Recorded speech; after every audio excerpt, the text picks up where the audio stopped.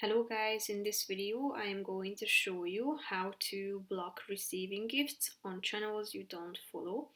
But first I just want to mention, don't forget to subscribe to my channel because at 10,000 subscribers I am going to show you my whole YouTube revenue statistics and growth strategy, how to make money online. Now let's jump into it. First of all, open the website on your device, go to your homepage and then tap on this profile button in the upper right corner of the screen.